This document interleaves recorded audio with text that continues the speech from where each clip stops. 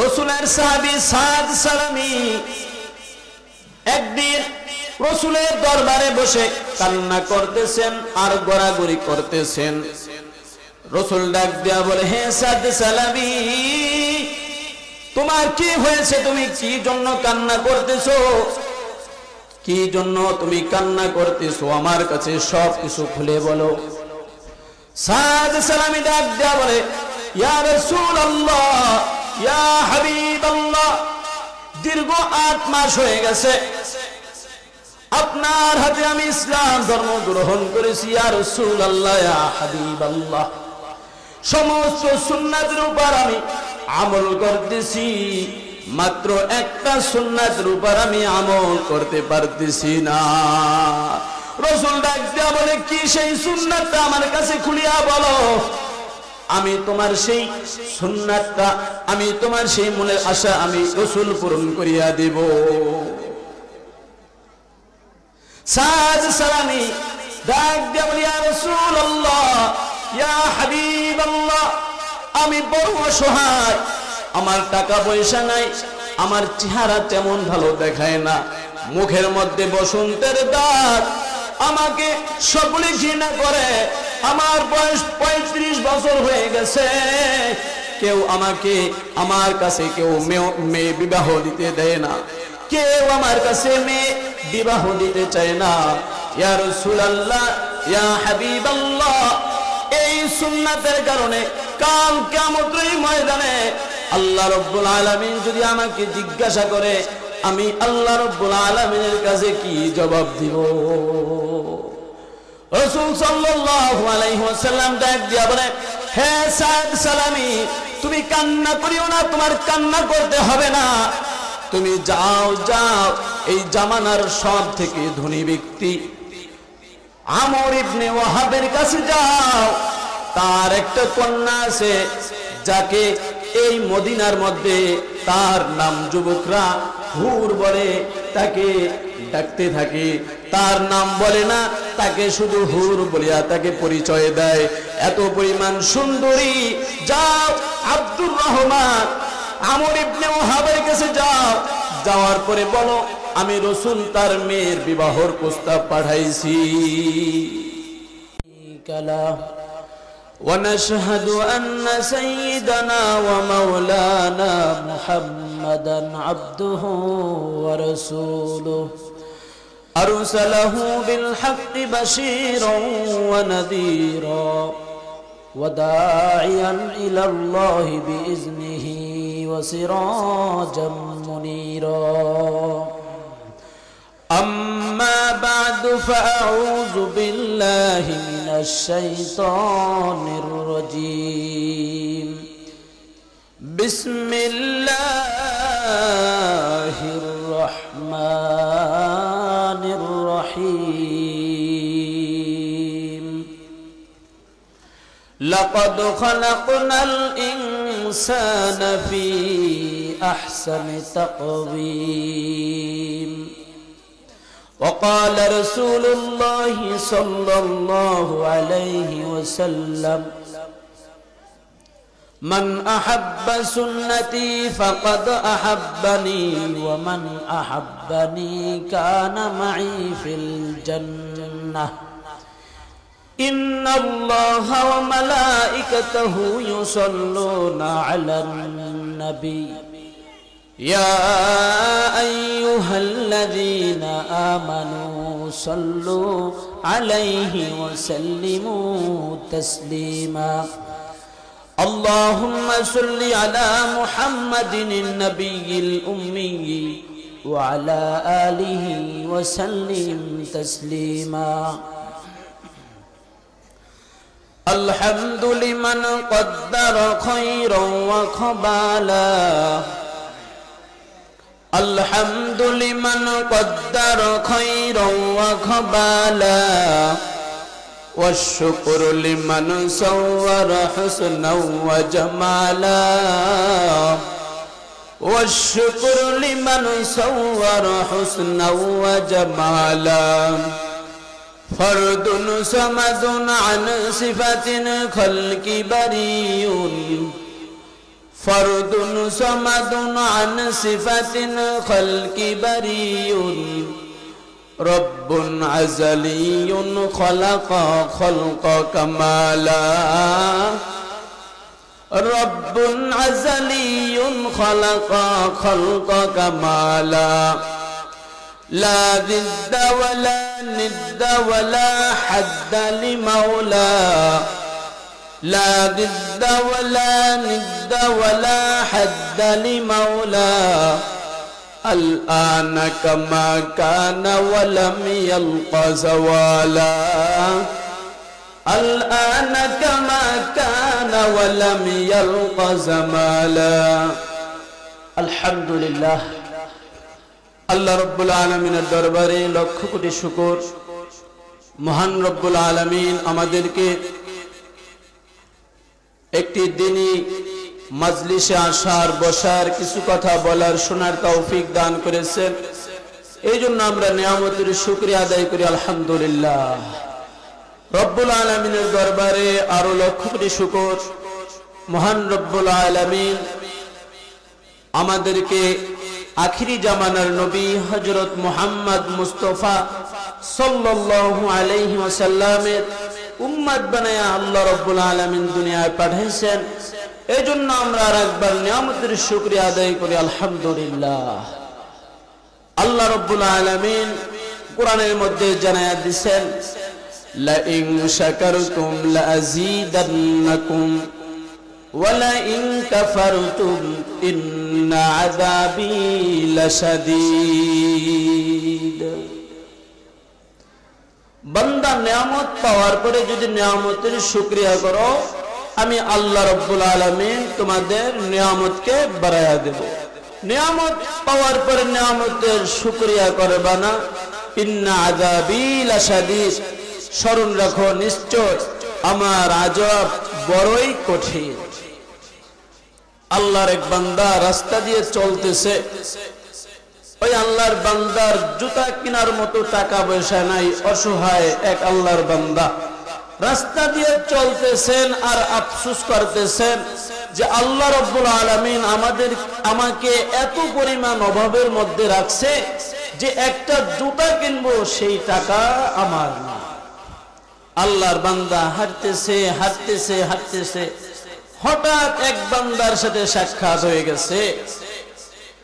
যেই বান্দার পা নাই, হাত নাই, জমিনে গড়াগড়ি খাইতেছে।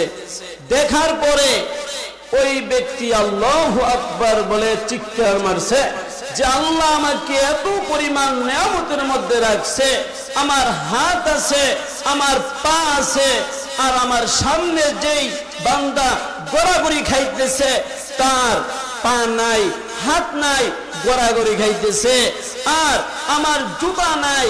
এই জন্য আমি এত আফসোস করতেছি। আমার থেকে এই ভাই কত অসহায়, কত বিপদের মধ্যে আছে, আল্লাহ আমাকে অনেক ভালো রাখছেন। শুকরি নিয়ামত নিয়ামত দেখাজুকুনাত, শুকরি নিয়ামত নিয়ামত দেখাজুকুনাত, কুফরি নিয়ামত নিয়ামত বেরুকুনাত। এই জন্য নিয়ামত পাওয়ার পরে নিয়ামতের শুকরিয়া করবা না। আল্লাহ জানায়া দেয় নিয়ামতের শুকরিয়া করবা না, তোমার একদিন তোমার ভিতরে তোমার ভিতর থেকে সকল ক্যালসিয়াম দূর হয়ে যাবে। একদিন তুমি ওই পঙ্গু ব্যক্তির মতো গড়াগড়ি খাবা। সমস্ত নিয়ামত আল্লাহ ছিনিয়ে নেবে, সমস্ত নিয়ামত আল্লাহ ছিনিয়ে নেবে। একদিন বিপদের মধ্যে পড়িয়া যাবা। এই জন্য আমরা যেই অবস্থায় থাকি না কেন আল্লাহ রাব্বুল আলামিনের নিয়ামতের শুকরিয়া আদায় করতে হবে। একটা হাদিস তেলাওয়াত করেছি, মান আহাব্বা সুন্নতি ফাকাদ আহাব্বানি ওয়া মান আহাব্বানি কানা মাই ফিল জান্নাহ। রাসূল জানায়া দেয়, মান আহাব্বা সুন্নতি, যে ব্যক্তি আমার সুন্নাতকে ভালোবাসলো, ফাকাদ আহাব্বানি, সে অবশ্যই আমাকে ভালোবাসলো। ওয়া মান আহাব্বানি, আর যে আমাকে ভালোবাসলো, কানা মাই ফিল জান্নাহ, সে আমার জান্নাতের সাথী হবে। বলি সুবহানাল্লাহ। এই জন্য আমাদের রাসূলের সুন্নাতের উপর চলতে হবে, আমাকে আপনাকে আল্লাহর হুকুমের উপর চলতে হবে। রাসূল যে আদেশগুলো করছেন, যা কিছু দেখা গেছেন, এর উপর আমাদের আমল করতে হবে। আমরা যদি এর উপর আমল না করি, আফসোস হবে কিয়ামতের ময়দানে। সাহাবা একরাম রাসূলের সাথে এত পরিমাণ মোহাব্বত রাখতেন, রাসূল ছাড়া তারা কিছুই বুঝতেন না। রাসূলের সাহাবী সাদ সালামী একদিন রাসূলের দরবারে বসে কান্না করতেছেন আর গড়াগড়ি করতেছেন। রাসূল ডাক দিয়া বলে, হে সাদ সালামী, তোমার কি হয়েছে? তুমি কি জন্য কান্না করতেছো? কি জন্য তুমি কান্না করতেছো? আমার কাছে সব কিছু খুলে বলো। সাদ সালামী ডাক দিয়া বলে, ইয়া রাসূলুল্লাহ, ইয়া হাবিবাল্লাহ, দীর্ঘ 8 মাস হয়ে গেছে আপনার হাতে আমি ইসলাম ধর্ম গ্রহণ করেছি। ইয়া রাসূলুল্লাহ, ইয়া হাবিবাল্লাহ, সমস্ত সুন্নাতের উপর আমি আমল করতেছি, মাত্র একটা সুন্নাতের উপর আমি আমল করতে পারতেছি না। রাসূল ডাক দিয়া বলে, কি সেই সুন্নাতটা আমার কাছে খুলিয়া বলো, আমি তোমার সেই সুন্নাতটা, আমি তোমার সেই মনের আশা আমি রাসূল পূরণ করিয়া দেব।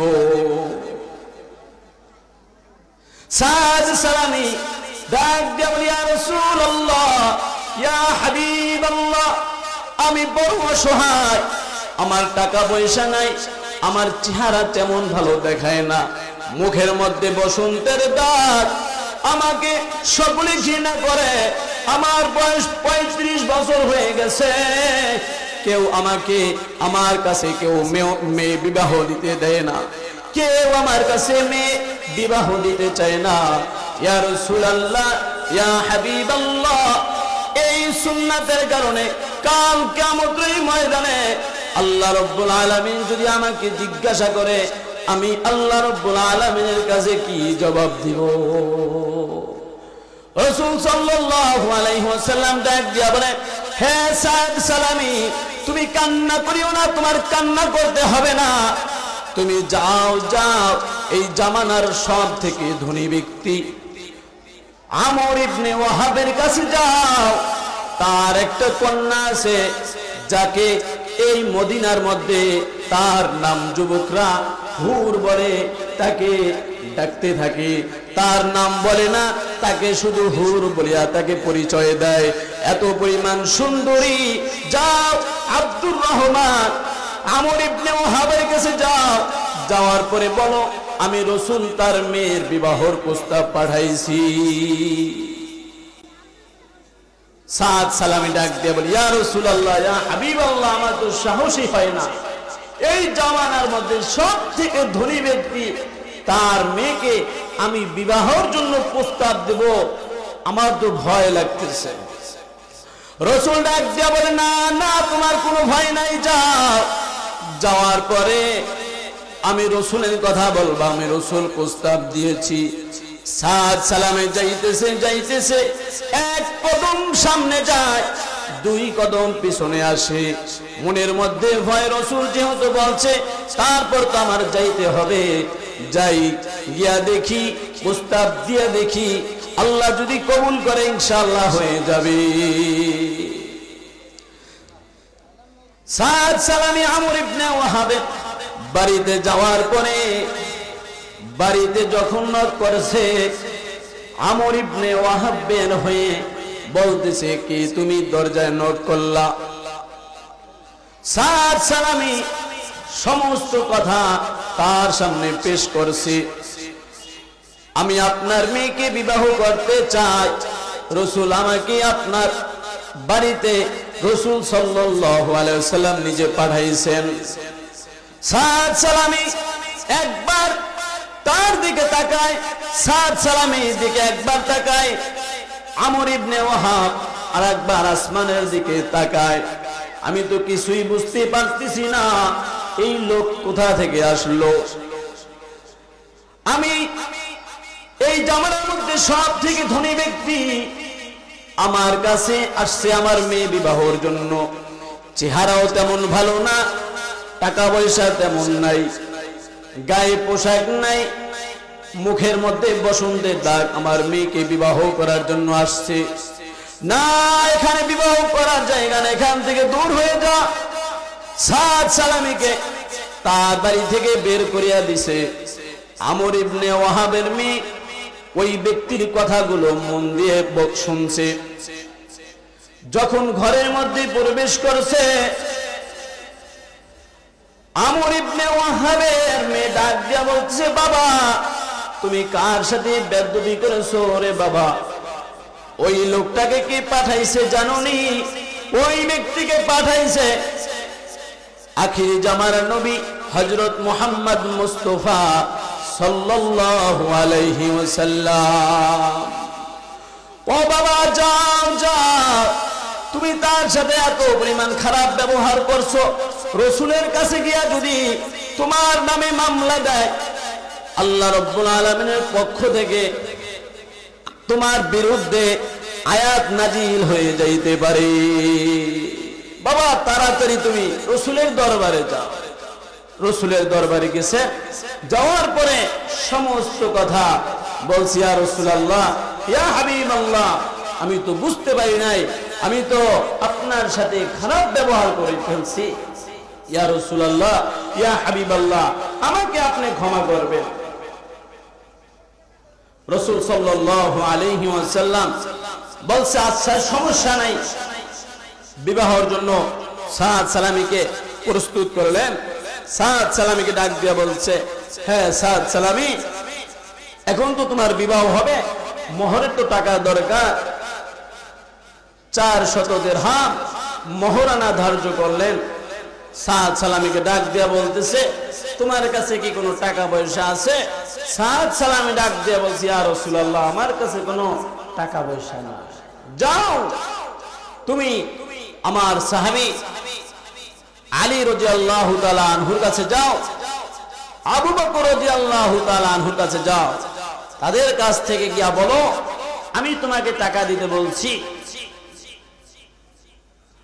সাদ সালামী তাদের কাছ থেকে টাকা আনছেন। বিস্তারিত ঘটনা আনার পরে রাসূল সাল্লাল্লাহু আলাইহি ওয়াসাল্লাম মোহরনা টাকা দিলেন, তারপরে কিছু টাকা দিলেন বিবাহর মার্কেট করার জন্য। সাদ সালামীকে বললেন, যাও তুমি বাজারে গিয়া কিছু টাকা দিয়া তুমি বাজার সদাই নিয়ে আসো। সাদ সালামী বাজারে গিয়া বাজার করতেছেন, বিবাহের সামান যা কিছু দরকার সব কিছু ক্রয় করতেছেন। হঠাৎ কি যেন বাজারের মধ্যে আওয়াজ দিতেছে, কে কোথায় আছো? যুদ্ধের ময়দানে রাসূল সাল্লাল্লাহু আলাইহি ওয়াসাল্লাম যুদ্ধের জন্য প্রস্তুত গ্রহণ করেছে। কে আছো কোথায়? জলদি বেরিয়ে আসো, যুদ্ধ শুরু হয়ে যাবে, আর বসে থাকা আমাদের সময় নাই। সাদ সালামীর কানে যখন এই আওয়াজটা প্রবেশ করছে, সাদ সালামী চিৎকার মেরে দোকান থেকে বের হয়ে গেছে। আমার রাসূল জিহাদের ময়দানে যদি শহীদ হয়ে যায়, আল্লাহ রাব্বুল আলামিন যদি আমাকে জিজ্ঞাসা করে, হে সাদ সালামী, আমার রাসূল জিহাদের ময়দানে জিহাদ করেছে আর তুমি বিবাহের জন্য মার্কেট করতে গেছো, তুমি বিবাহ নিয়ে ফিকির করছো, আমার দিন নিয়ে তুমি কোনো ফিকির করো নাই। এই ভয়ে চিৎকার মেরে বের হয়ে গেছে। ওই যে মোহরনা টাকা, বাজারের যে টাকাগুলা দিছে, ওই টাকা দিয়া যুদ্ধের জন্য ঘোড়া কিনছেন, একটি তরবারি কিনছেন, কেনার পরে যুদ্ধের ময়দানে ছুটছেন। যুদ্ধের ময়দানে ছুটার পরে মাঠের মধ্যে যখন গেছে, কাফেরদেরকে শহীদ করতেছেন। এক পর্যায়ে সাদ সালামী জমিনের মধ্যে নিহত হয়ে পড়ে গেলেন। সাহাবায়ে কেরাম যখন যুদ্ধ শেষ হয়ে গেছে, সাহাবায়ে কেরাম ডাক দেয়, ইয়া রাসূলুল্লাহ, ইয়া হাবিবাল্লাহ, কালো একটা পোশাক পরা এক ব্যক্তি জমিনের মধ্যে পড়ে আছে, চিনি না, তার চেহারা দেখাইতেছে না, কালো পোশাক পরা। আসেন দেখি এই লোকটাকে। রাসূল সাল্লাল্লাহু আলাইহি ওয়াসাল্লাম আসার পরে দেখতেছে, যখন তার মুখটা খুলেছে দেখতেছে রাসূলের সাহাবী সাদ সালামি। বলি সুবহানাল্লাহ। রাসূল সাল্লাল্লাহু আলাইহি ওয়াসাল্লাম সাহাবায়ে কেরামকে ডাক দিয়ে বলে, হে সাহাবায়ে কেরাম, তাকে পাঠাইছি বাজারে, সে বিবাহের মার্কেট করবে, আর দেখতেছি জিহাদের ময়দানে জিহাদ করতে করতে আল্লাহর বান্দা শহীদ হয়ে গেছে। রাসূলের সাহাবী আবু লুবাবা ডাক দিয়ে বলে, আমি রাসূলকে দেখলাম একবার আসমানের দিকে তাকায়া হাসতেছেন, আর একবার জমিনের দিকে তাকায়া কাঁদতেছেন। রাসূলের সাহাবী আবু লুবাবা ডাক দিয়ে বলে, ইয়া রাসূলুল্লাহ, ইয়া হাবিবাল্লাহ, আপনাকে একবার দেখলাম আসমানের দিকে তাকাইলেন আর হাসতেছেন, আর একবার দেখলাম জমিনের দিকে সাদ সালামের দিকে তাকাইলেন আর কান্না করলেন, কিছুই তো বুঝতে পারলাম না। রাসূল সাল্লাল্লাহু আলাইহি ওয়াসাল্লাম ডাক দিয়া বলে, হে আমার সাহাবীরা, তোমরা শুনে রাখো, জমিনের দিকে যখন তাকাইছি সাদ সালামীকে দেখার পরে আমার মায়া লাগছে, আমার কান্না আসছে, যে সাদ সালামীকে বিবাহের মার্কেট করার জন্য বাজারে আমি এত কষ্ট করিয়া টাকা পয়সা ম্যানেজ করিয়া পাঠাইলাম, সে হই বিবাহ ফেলাইয়া এই যুদ্ধের ময়দানে যুদ্ধ করতে করতে শহীদ হয়ে গেছে। হ্যাঁ সাহাবায়ে কেরাম, যখন আমি আসমানের দিকে তাকাইলাম, আসমানের দিকে তাকায় আমি হাসতেছিলাম, কারণ কি তোমরা শুনবানি। সাহাবায়ে কেরাম ডাক দিয়ে বলে, ইয়া রাসূলুল্লাহ, ইয়া হাবিবাল্লাহ, আমাদেরকে ঘটনাটা বলেন, কি জন্য হাসলেন। রাসূল ডাক দিয়ে বলতেছে, অসংখ্য হুট দেখতেছি, তারা এমন ভাবে সাদ সালামীকে গ্রহণ করার জন্য এমন ভাবে দৌড়ে আসতেছে, সামনে যে কাপড়গুলো আছে কাপড়গুলো কেমন যেন বাতাসে সরে যাইতেছে। এই জন্য আমি লজ্জার কারণে আমি আসমান থেকে হাসি দেওয়ার সাথে যখন এই অবস্থা দেখলাম, আমার মাথাটা জমিনের দিকে নিচু করিয়া দিলাম। বলি সুবহানাল্লাহ। এই জন্য দেখেন সাহাবায়ে কেরাম রাসূল সাল্লাল্লাহু আলাইহি ওয়াসাল্লামের সাথে কি মুহাব্বত ছিল। বিবাহের জন্য পাঠাইছেন, টাকা পয়সা নাই, মেয়ে দেয় না, এক পর্যায়ে কোন রকম ব্যবস্থা হইছে, কিন্তু ওই ব্যক্তি যখন শুনছে রাসূল জিহাদের ময়দানে জিহাদ করতেছেন, সাথে সাথে সমস্ত কিছু ফেলাইয়া ওই জিহাদের ময়দানে দৌড়াইয়া গেছে। কার মুহাব্বতে গেছে? রাসূলের মুহাব্বতে গেছে। আজ আমাদের মধ্যে সুন্নাত নাই, রাসূলের মুহাব্বত নাই। দুনিয়ার সমস্ত মানুষকে আমরা মনে করি আপন, মা আমার আপন, বাবা আমার আপন, ভাই আমার আপন, আমরা সমস্ত কিছুকে আপন মনে করি। অথচ আল্লাহ রাব্বুল আলামিন কোরআনের মধ্যে জানায়া দিয়েছেন, ইয়াউমা ইয়াফিরুল মারউ মিন আখি ওয়া উম্মিহি ওয়া আবি ওয়া সাহিবাতিহি ওয়া বানি লিকুল্লি ইমরিইম মিনহুম ইয়াউমা ইদিন শাআনু ইউগনি। কাল কিয়ামতের কঠিন ময়দানে আল্লাহর কিছু বান্দা বান্দি হবে, দুই একটা নেকির কারণে জান্নাতে যাইতে পারবে না, মাত্র দুই একটা নেকির কারণে জান্নাতে যাইতে পারবে না, এই অবস্থা হবে। আল্লাহ রাব্বুল আলামিন ডাক দিয়া বলবে, হে আমার বান্দা, হে আমার বান্দি, দুনিয়ার মধ্যে গুনাহ করছো, আমলও করছো, এখন তো দেখতেছি মাত্র একটা দুইটা নেকির কারণে জান্নাতে যাইতে পারবা না। আল্লাহর বান্দাকে ডাক দিয়া বলবে, তুমি কি নিয়ে আসছো? তোমার তো অবস্থা খারাপ, জাহান্নাম ছাড়া তোমার উপায় নাই। আল্লাহর বান্দা ডাক দিয়া বলে, ইয়া রাব্বাল আলামিন, মাত্র একটা দুইটা নেকির কারণে আমি জান্নাতে যাইতে পারবো না। আল্লাহ আমাকে একটু সুযোগ দেন।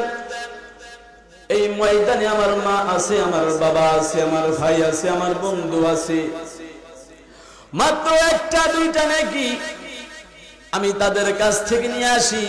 একটু যদি সুযোগ দেন তাহলে আমি তাদের কাছ থেকে একটা দুইটা নেকি নিয়ে আসবো। আল্লাহ রাব্বুল আলামিন বলেন, আচ্ছা যা, দেখি তোর মার কাছে যা, বাবার কাছে যা, তোর ছেলের কাছে যা। আল্লাহর বান্দা কাল কিয়ামতের কঠিন ময়দানে মার কাছে যাবে। মার কাছে যাওয়ার পরে মাকে ডাক দেয়া বলবে, ও মা, তোমার সন্তান বিপদের মধ্যে পড়িয়া গেছে, মাত্র একটা নেকির কারণে জান্নাতে যাইতে পারে না। মা, একটা নেকি দাও। এই সন্তানের জন্য তুমি কত অপেক্ষা করেছো। সন্তান খানা খাইছে কিনা তুমি খানা খাও নাই। রাত্রে কোথাও ঘুরতে গেলে সন্তানের জন্য তুমি ঘুমাইতা না রে মা। ও মা, তোমার সেই আদরের সন্তান বড় বিপদে পড়ে গেছে মা, একটা নেকি দাও, মাত্র একটা নেকি দাও রে মা। মা ডাক দিয়া বলবে, দুনিয়ার মধ্যে আমার কোনো সন্তান ছিল না, দুনিয়ার মধ্যে আমার কোনো সন্তান ছিল না, এখান থেকে দূর হয়ে যা, আমি তোকে চিনি না। মা পরিচয় দেবে না, বাবার কাছে যাবে, ও বাবা, দুনিয়ার মধ্যে থাকা অবস্থায় তোমার সন্তানের জন্য তুমি কত কষ্ট করিয়াছো বাবা, মাথার ঘাম পায়ে ফেলায়া তোমার সন্তানের জন্য টাকা পয়সা নিয়ে আসতা বাবা, তোমার সন্তান বড় বিপদে পড়িয়া গেছে বাবা, একটা নেকি হলে জান্নাতে যাইতে পারবে বাবা। বাবা ডাক দিয়ে বলবে, না না না না, এখান থেকে দূর হয়ে যা, তোকে আমি চিনি না, তুই কে, আমার দুনিয়ায় কোনো বিবাহই হয় নাই, আমার সন্তান কি করে আসবে, এখান থেকে দূর হয়ে যা। সন্তানকে বাবা পরিচয় দিবে না, বাবা সন্তানকে পরিচয় দিবে না। সন্তান চিৎকার মারবে, কি হলো কিছুই তো বুঝতে পারতেছি না, বাবা পরিচয় দেয় না, মাও পরিচয় দেয় না। ভাইয়ের কাছে যাবে, ভাই বড় বিপদেই পড়িয়া গেছি রে ভাই, একটা নেকি দে, একটা নেকি হলে আমি জান্নাতে যাইতে পারবো ভাই। ভাই একটা নেকি দে, তোর সাথে কত খেলাধুলা করেছি ভাই, তোকে ছাড়া আমি কোথাও ঘুরতে যাইতাম না ভাই, কোথাও বেড়াইতে যাইতাম না ভাই, একটা নেকির কারণে তোর সিয়াদরের ভাই জাহান্নামী হয়ে যাবে। ভাইকে ডাক দেওয়ার পরে ভাই বলবে, না না না, আমার দুনিয়ার মধ্যে কোনো ভাই ছিল না, এখান থেকে দূর হয়ে যা, দুনিয়ার মধ্যে আমার কোনো ভাই ছিল না, তোকে আমি চিনি না। ভাইও পরিচয় দিবে না, মাও পরিচয় দিবে না, বাবাও পরিচয় দিবে না।